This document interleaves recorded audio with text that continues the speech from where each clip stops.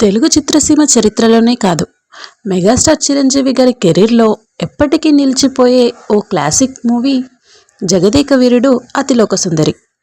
ఈ cinema super hit.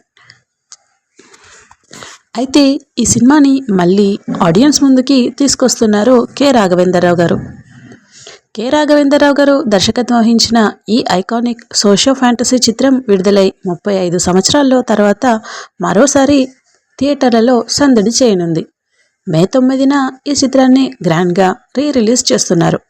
కాగా ఈ సినిమాలో మెగాస్టార్ చిరంజీవి గారు టూరిస్ట్ గైడ్గా, లెజెండరీ శ్రీదేవి గారు ఇంద్రజ పాత్రను పోషించారు.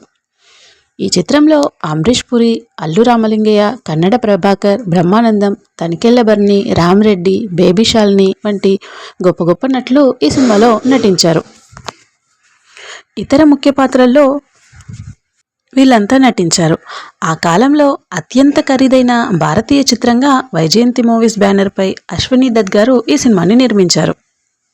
కాగా మే 9న 1990లో జగదేక వీరుడు అతిలోక సుందరి థియేటర్లలో విడుదలైంది. అప్పటి వరకు ఉన్న రికార్డులన్నీ కూడా ఈ సినిమా తుడిచిపెట్టేసింది. అప్పటికి ఇప్పటికీ ఓ కల్ట్ క్లాసిక్ అనేలా ఈ మూవీ నిలిచిపోయింది. ఈ చిత్రం విడుదలైనప్పుడు దాని క్రేజ్ గురించి ఒక్క మాటలో ఓ ఉదాహరణగా చెప్పాలంటే, ₹6 ధర ఉన్న టికెట్ మొదటి మ్యాట్నీ షోకే బ్లాక్ మార్కెట్లో ₹210 వరకు అమ్మేశారట. అంటే దగ్గరగా 35 రెట్లు అన్నమాట. ఈ సందర్భంగా మెగాస్టార్ చిరంజీవి గారు ఈ చిత్రంలోని ఎవర్ గ్రీన్ సాంగ్ 'అబ్బని తీయని దెబ్బ' పాట గురించి ఆసక్తికర విషయాన్ని పంచుకున్నారు. అదేంటంటే, మెగాస్టార్ చిరంజీవి గారు మాట్లాడుతూ, అబ్బని తీయని దెబ్బ పాటను ఒక రోజులోపు కంపోజ్ చేశామని తెలిస్తే అంతా ఆశ్చర్యపోతారు. ఇళయరాజా గారు ఉదయం 9 గంటలకు ఆ పాటపై పనిచేయడం ప్రారంభించారు. మధ్యాహ్నం 12:30 గంట ప్రాంతంలో బాగుందా లేదా వినండి అంటూ ఇళయరాజా గారు మాకు ఒక ట్యూన్ ఇచ్చారు. అది రాఘవేంద్రరావు గారు, అశ్వినీ దత్తో పాటు నాకు వెంటనే నచ్చింది. ఆ ట్యూన్ ఎంతో సింపుల్గా, తీయగా అనిపించింది. లంచ్ సమయంలో వేటూరి గారి సాహిత్యం రాశారు.